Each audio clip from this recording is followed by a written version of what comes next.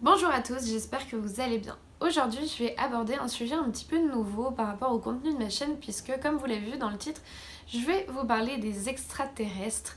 C'est un sujet que j'aime bien, qui m'intéresse et du coup, je me suis dit que j'allais essayer de faire une vidéo là-dessus et puis voir si ça vous plaisait ou pas. Je pense que la vidéo d'aujourd'hui va être assez courte parce que j'ai pas trouvé 1000 informations sur le sujet dont je voulais vous parler, mais ça va servir, je pense, d'assez bonne introduction pour une prochaine vidéo qui devrait arriver très très vite.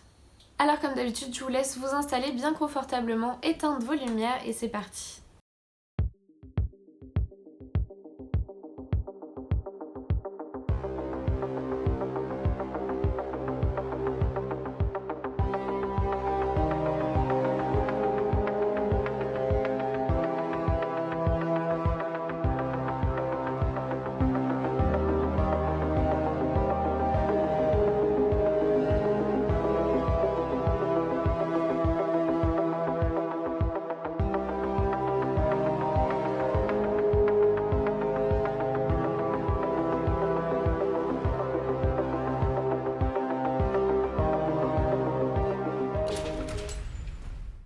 Il y a principalement deux présidents des États-Unis qui ont vraiment eu comme plus de rapport avec les extraterrestres, en tout cas de manière plus officielle.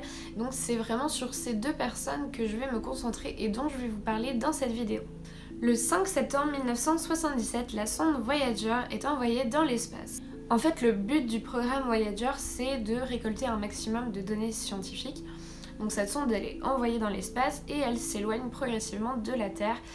Et il n'y a pas de moyen de la récupérer, donc ça fait qu'on pense d'ici à peu près 2025 elle arrêtera de transmettre des informations, donc on va perdre la sonde. Et les personnes qui l'ont envoyée se sont dit que quitte à ce qu'elle parte comme ça dans l'inconnu finalement, pourquoi pas en faire comme une sorte de bouteille, de vaisseau qui transporte plein d'informations sur notre humanité, sur la Terre, etc.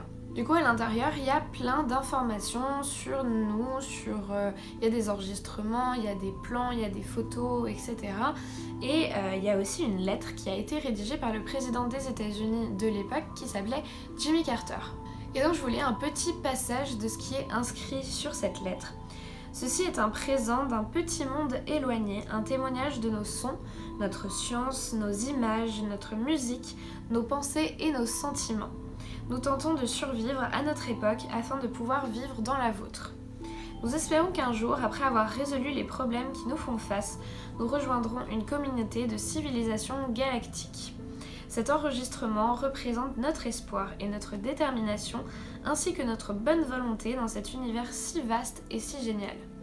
Moi, cette information, je la connais depuis pas mal de temps, je sais plus exactement où j'avais entendu parler de ça, mais ça m'a toujours un peu fait rêver cette sonde remplie de plein de choses qu'on a décidé d'y mettre et puis envoyer dans l'espace et de me dire un jour peut-être des personnes, des civilisations totalement étrangères à la nôtre qui risqueraient de tomber là-dessus. Je sais pas, ça m'a toujours complètement stimulée au niveau de mon imagination, c'est quelque chose qui est tellement... vous savez, c'est fait comme ça, comme dans un espèce de dernier espoir, de dernier recours, et on saura sûrement jamais ce que ça va devenir, parce que ça m'étonnerait que nous, en tout cas notre génération, puisse le savoir. Et je sais pas, c'est absolument formidable pour moi, c'est vraiment le genre de choses qui me fait complètement rêver. Et Jimmy Carter, qui a écrit cette lettre-là, il est aussi le seul président des États-Unis qui a reconnu officiellement avoir vu un ovni. En fait, c'est arrivé en 1969 dans la ville de Leary en Géorgie et Jimmy Carter, c'était à peu près 2 ans avant qu'il devienne le gouverneur de la Géorgie, était à une soirée au Lions Club, je crois, et il raconte qu'à un moment, il a vu un objet très très lumineux au-dessus des arbres, pas très loin, qu'il a vraiment eu le temps de l'observer pendant pas mal de temps, qu'il l'a vu changer de couleur à plusieurs reprises et puis s'éloigner d'un seul coup. Et donc il a rédigé un rapport pour déclarer ce qu'il avait vu, ce qui fait que, comme je vous l'ai dit, c'est vraiment le seul à avoir reconnu officiellement avoir été en présence d'un objet volant non identifié. Et maintenant je vais surtout vous parler de Ronald Reagan parce que là il y a quand même un peu plus d'informations à vous donner et vous allez voir qu'il a quand même pas mal de liens un peu spéciaux avec ces fameux extraterrestres. Ronald Reagan a été le président des États-Unis du 20 janvier 1981 au 20 janvier 1989, donc il a fait 2 mandats. Et en fait c'est quelqu'un qui à ses débuts était acteur et puis avec le temps il s'est lancé dans la politique, il est devenu gouverneur de la Californie, puis ensuite il est passé président des États-Unis qu'il a fait donc 2 fois puisqu'il a été réélu. Ce qui est vraiment intéressant avec Ronald Reagan c'est qu'il était clairement préoccupé par la question des extraterrestres, d'une possible invasion alien, etc. Et c'est quelque chose finalement qui s'est un petit peu retranscrit dans certains de ses discours, parce qu'il tenait vraiment souvent à inclure cette problématique-là, à en parler donc dans ses discours officiels.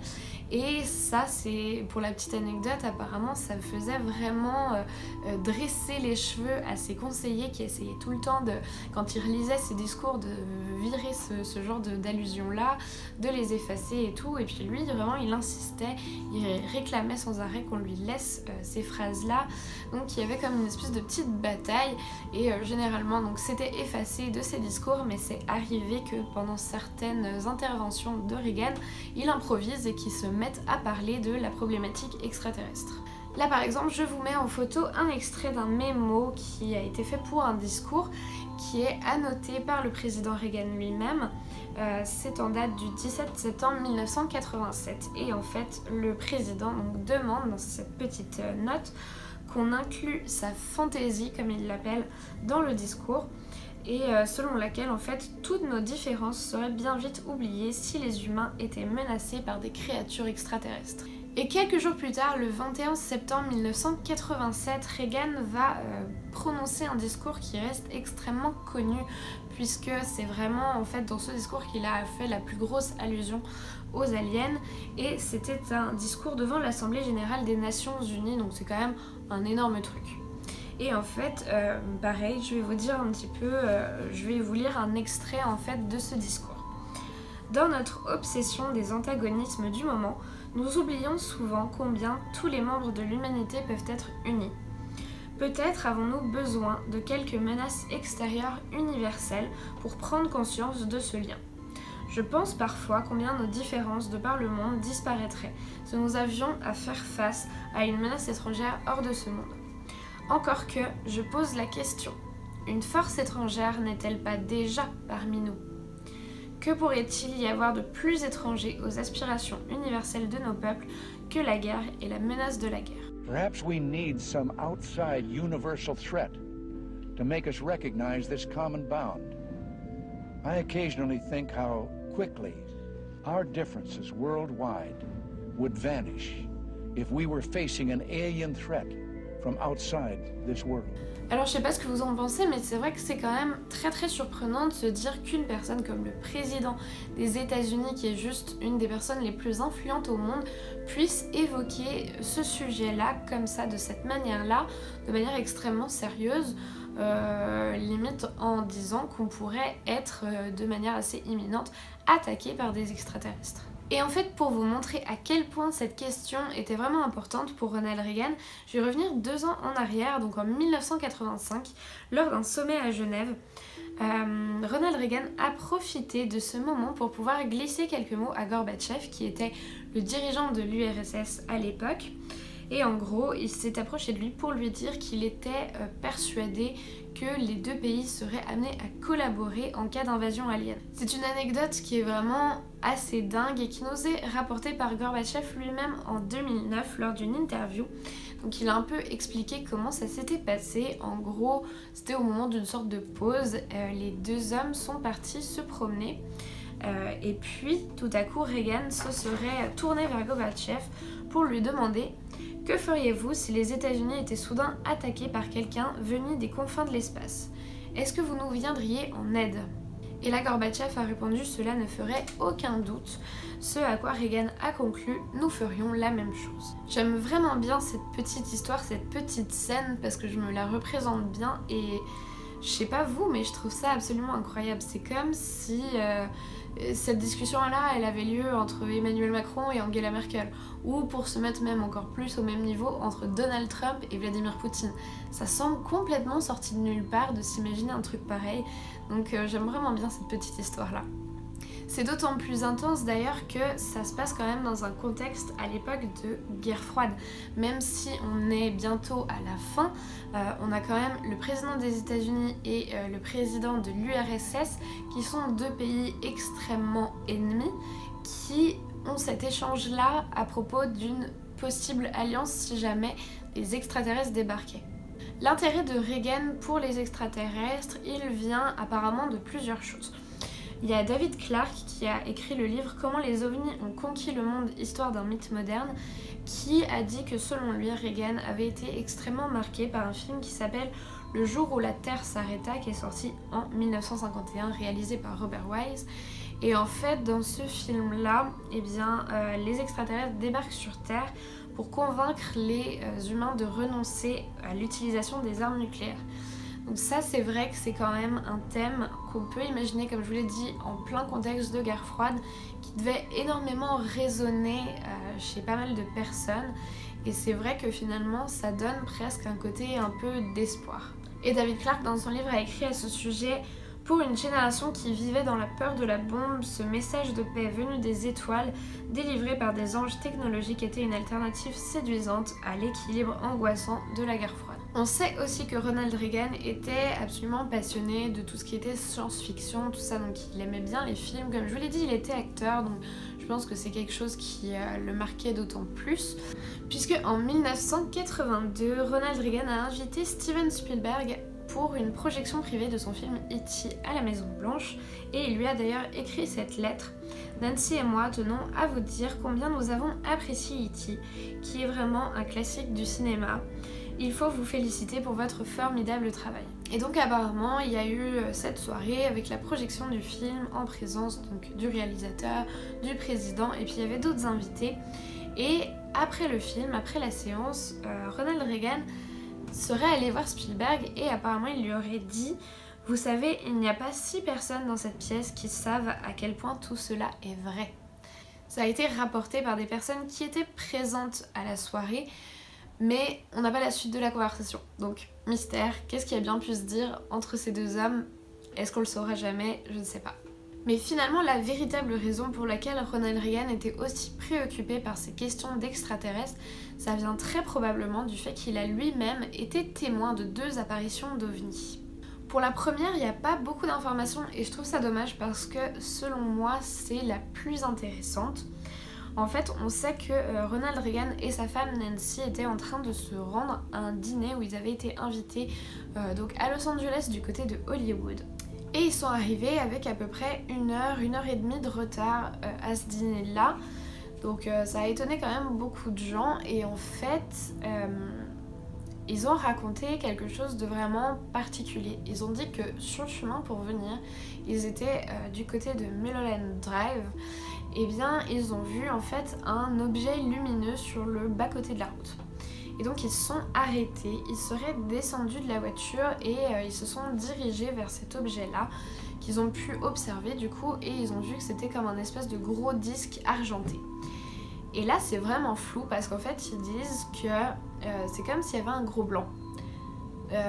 Et ils savent juste que 3/4 d'heure plus tard, ils se retrouvent à nouveau dans leur voiture. Et ils peuvent pas expliquer ce qui s'est passé pendant 3/4 d'heure. C'est comme ils se sont approchés de l'objet, puis d'un seul coup, 3/4 d'heure se sont passés et ils se retrouvent à nouveau dans leur voiture.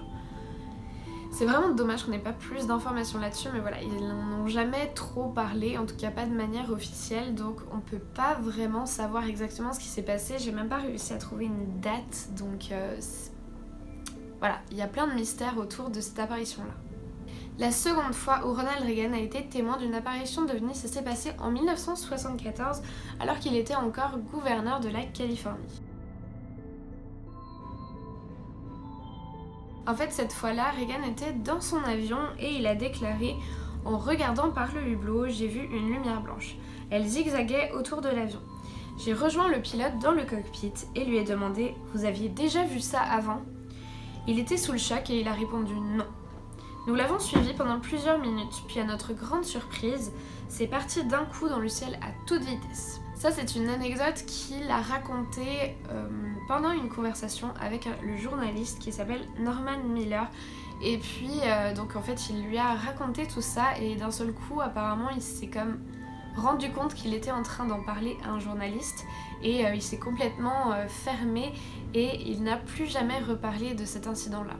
Par contre, ça a bien été confirmé par son pilote qui s'appelle Bill Penter, qui lui a déclaré « Nous n'avons pas rédigé de rapport parce qu'à l'époque, si on racontait qu'on avait vu un ovni, on passait pour un dingue. » J'avais envie de vous faire cette vidéo-là parce que je trouve ça hyper intéressant. En fait, c'est assez rare que des personnes aussi haut placées que, par exemple, un président s'expriment sur la question des extraterrestres. Donc voilà, en tout cas, je trouve que c'est intéressant parce qu'en général, si une personne commence à parler du sujet des extraterrestres, on a quand même un peu tendance à la voir comme un illuminé. Et du coup, le fait surtout que Ronald Reagan en ait parlé à plusieurs reprises, il n'a pas hésité à en parler à un autre chef d'État, il n'a pas hésité à en parler dans ses discours, c'est vraiment super intéressant. Ça ne veut pas dire pour autant que tout est vrai, mais en tout cas, je trouvais que ça méritait vraiment d'être soulevé dans une vidéo. Et puis comme je vous l'ai dit, ça va pouvoir me servir de base de petite introduction pour une vidéo qui arrive.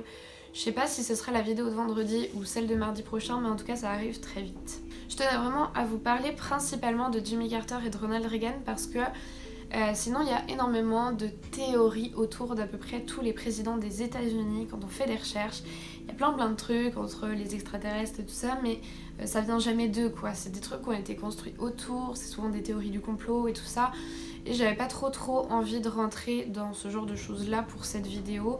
Je trouvais que c'était plus intéressant de vraiment parler de faits réels, même si après c'est des déclarations de Ronald Reagan par exemple ou de Jimmy Carter quand ils racontent comment ils ont vu des ovnis, ça reste quand même ce que eux ont dit. Alors que tout le reste ça a été construit autour, mais ça vient pas des présidents eux-mêmes, donc c'est pour ça que voilà, je suis pas trop fan de ce genre de théorie du complot là. Du coup voilà, c'est tout pour aujourd'hui. Je me suis un petit peu lancée sur un nouveau terrain que j'avais pas encore commencé à explorer et j'espère que ça vous a plu. Si c'est le cas, comme d'habitude, n'oubliez pas de mettre un petit pouce en l'air et de vous abonner à ma chaîne si c'est pas déjà fait. Moi je vous dis à très vite pour une prochaine vidéo, je vous fais plein de gros bisous et en attendant, n'oubliez surtout pas de rallumer votre lumière. 1, 2, 3, 4.